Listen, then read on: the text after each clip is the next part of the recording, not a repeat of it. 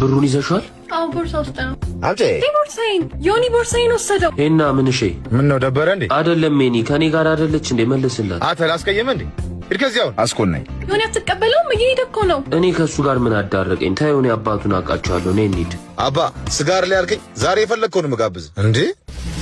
ይሄን አመልክን አልተውክም። እነኚህ ልጆች ታውቃቸዋለህ? አተ ጭራሽ ብለህ ቤት ድረስ መጣ። ንቀት ነው። ሄኖክ ተመለስ። ጭራሽ ለፊቴ አባ ያኔ ሞባይልን ሲመነትፍ ወድቀህ እግርህን የተሰበርከው በሱ ምክንያት እኮ ነው። ልጄ ክፉን በክፉ መመለስ የለብህም።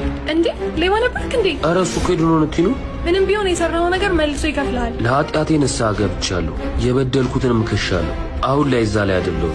አባ እንደሚለው ክሰዋል? አዎ ክሶኛል። እንደውም የሚያሰራው ገዳም አለ። አዎ ሙታን ሳማር ቅዱስ ሚካኤል አንድነት ገዳም። እንደ በደላችን ሳይሆን እንደ ቸርነቱ ላቆየን ምስጋና ይገባዋል። በአሁን ሰዓት እኛ ሰዎች ከነፍሳችን ይልቅ ስጋችን እንወደናል። ዛሬም ግን ዞር ብለን ማየት ያለብን ለሰማይ ቤታችን ምን